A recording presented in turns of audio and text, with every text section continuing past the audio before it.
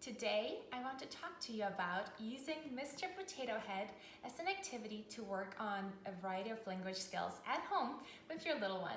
So first of all, I want to talk about using this for our verbal routines. As I talked about in my previous videos, verbal routines are really important and a great way to get your little one to imitate and to start filling in words. So what a verbal routine is, it's a predictable phrase that you're going to use over and over again. With a lot of repetition, eventually your child will know what's coming and try to fill in the words. So for example, in this case, I always start by working on open box. So when I first take out Mr. Potato Head, I just put it down and I wait. So typically children will show interest that they want to open the box. So after doing this many times, I always do the exact same order and use the exact same intonation and facial expressions. So my cue is open box, and I say it every time. So by doing that, eventually when I do this, open, the child could fill in box. And after a while, he might even say open box by him or herself. So that's the first thing we do when we work with Mr. Potato Head, is just getting that verbal request of open box. Once the box is open, I typically have Mr. Potato Head with a child, and then I keep all of the items. So here is where we start working on verbal requests. And typically, I give two choices. Do you want the nose or the mouth? The next stage, he or she may say, using the carrier phrase, I want nose or I want mouth. I pick up two items again and say, oh, okay, which one do we use for listening? Which one do we use for listening? Oh, yeah, ear. We listen with our ears and give a lot of visual and verbal cues while you're teaching your child. And eventually he or she may be able to respond. Another thing we can work on is prepositions. As we put in items on Mr. Potato Head, you can always start by, okay, where does mouth go? Does it go on top or on the bottom?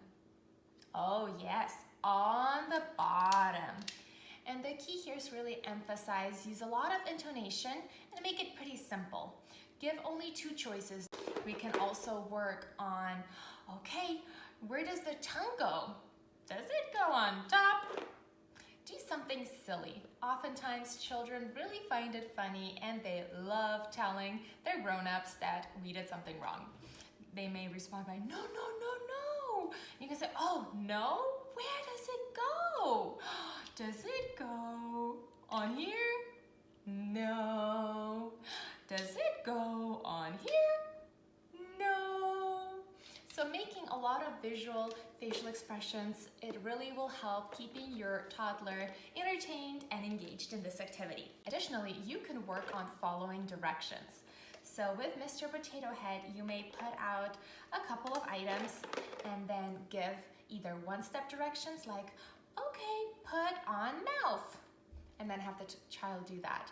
Or if you're working on two-step directions, you may work on pick up Mr. Potato Head and put hat on. So they would have to do that, 2 steps. So this is just something, depending on what level your child is at, you may work up to. Also, you may work on different verbs. Using Mr. Potato Head, you can work on, okay, let's make Mr. Potato Head jump. Ready? Show me. How does he jump? Jump, jump, jump.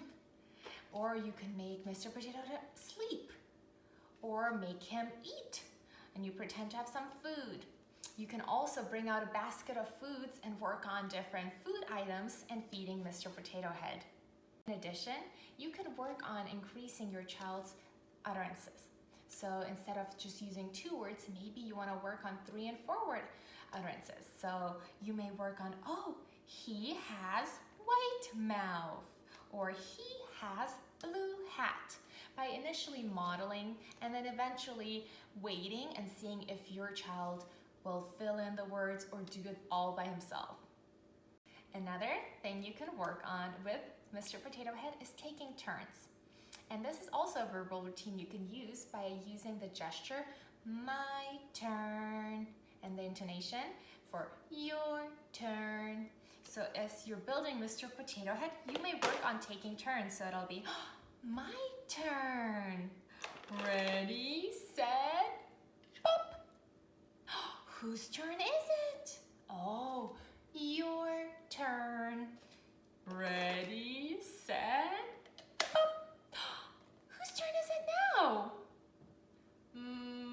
My turn. Oh, ready, set, pop.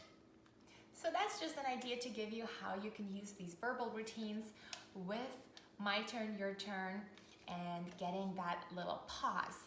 And again, as I mentioned before, it's really important just to make the activity fun and for you to have just some easy playtime with your child while modeling a lot of language, and most importantly, give him or her an opportunity to use his or her words. And we do that by pausing a lot and showing the expect and waiting face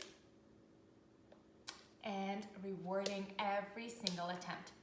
So what I typically do, my sessions always look like every few attempts, the child does say something, I'm here cheering.